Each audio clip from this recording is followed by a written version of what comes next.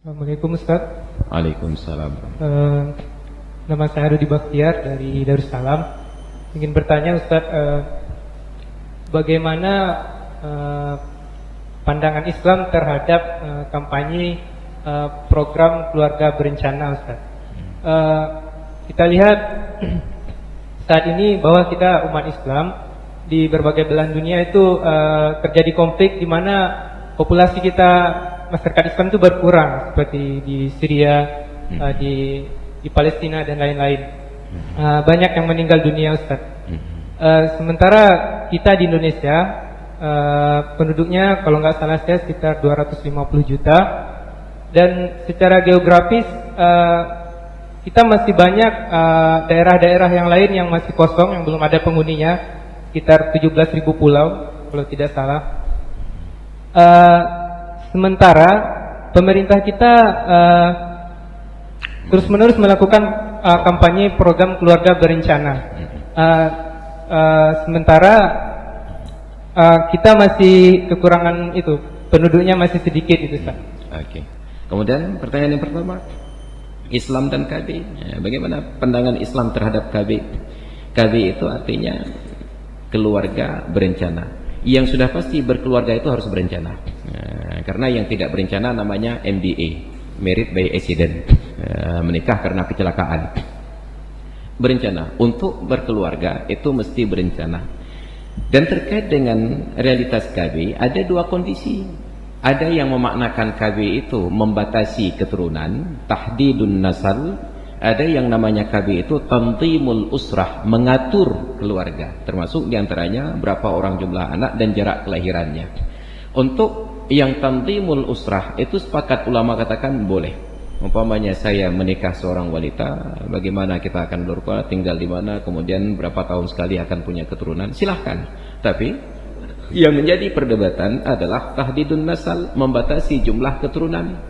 Maka bahkan kantor KB pun sadar bahwa itu sulit diterima, sehingga mereka mengubah slogannya. Dari dulu tertulis di kantor KB itu 2 anak cukup, 3 kata, 2 anak cukup.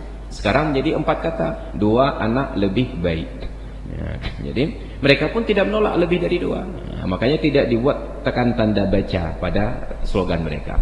Bagi yang merasa 2, maka dia baca 2 anak lebih baik. Bagi yang ingin lebih, 2 anak lebih baik.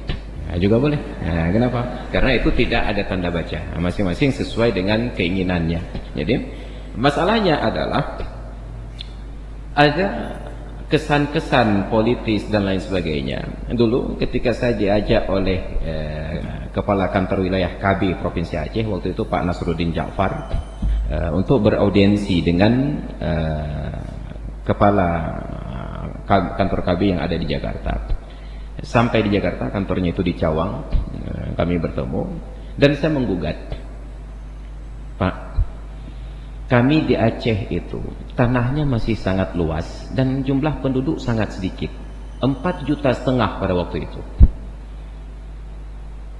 Kalaulah KB ini dipaksakan di Aceh, maka sungguh kami melihat bahwa KB itu sangat tinggi nilai politisnya untuk kemudian, mohon maaf saja, orang-orang Jawa diungsikan ke Aceh. Orang-orang Jawa diungsikan ke Aceh. Itu Jawanisasi saya jawab. Tapi kenapa tidak? KB itu sesuai dengan batas wilayah, sesuai dengan kondisi wilayah. Karena di Jawa penduduknya sudah sangat padat. Jawa Tengah pada waktu itu jumlah penduduknya 32 juta. Jawa Barat 31 juta. Jawa Timur 30 sekian juta. Kalau di Pulau Jawa tidak dipraktekkan KB, maka setahun-tahun satu provinsi di Jawa akan lahir anak satu provinsi di Aceh.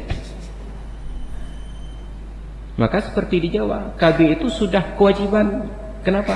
Karena kepadatan penduduk sangat tinggi. Bila tidak diatur demikian akan terjadi mafasid yang lebih besar. KB sendiri mafasid, tapi ketika tidak dilaksanakan akan terjadi mafasid yang lebih besar. Maka bertemulah kaidah dalam Islam, idza ta'arada daruratani ru'ayya ahaduhuma birtikabi akhafihima. Apabila ada 2 kondisi darurat, dipelihara salah satunya dengan melaksanakan yang paling ringan risiko di antara keduanya. Membiarkan ledakan penduduk, kalau bahasa sekarang apa namanya itu, hadiah demografis katanya.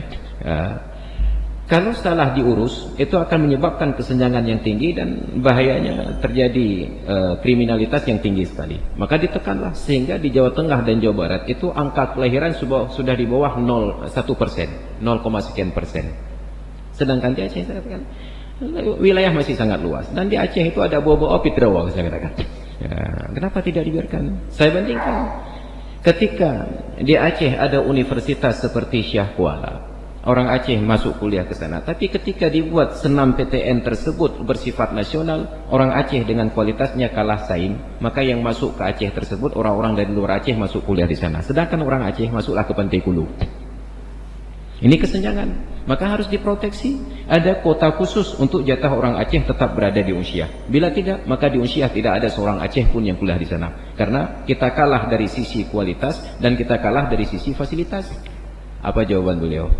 Benar Pak Ustadz, kata beliau. Bahkan dulu ketika Yusuf Kalla masih menjadi wakil presiden dari SBY, beliau masih waras pada waktu itu,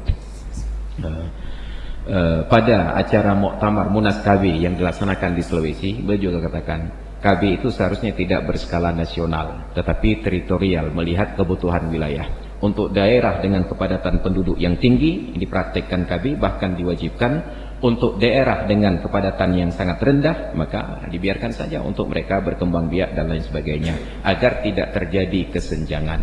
Nah, tapi ternyata rekomendasi dari beliau itu tidak dijalankan, cuma diubah, bukan dirubah ya, diubah KB itu dari dulunya 2 anak cukup menjadi 2 anak lebih baik. Artinya kalau memang itu sudah kebutuhan, dan kebutuhan itu berdasarkan pendapat orang-orang yang ahli di bidangnya, yang apabila kebutuhan ini tidak dipenuhi akan timbul kemudaratan yang lain, pemerintah berkewajiban untuk mempraktekkan dan rakyat wajib untuk patuh. Tapi bila tidak ada kebutuhan kemudian langsung merujuk ke sana, maka sungguh itu adalah sebuah kezaliman karena menolak rezeki dari Allah Ta'ala. Itu terkait dengan kami. Demikian, terima kasih. Ilmu tanyo benar, amai tanyo benar, kure tanyo benar, ngak selamat dunia akhirat. Ilmu tanyo benar, amai tanyo benar.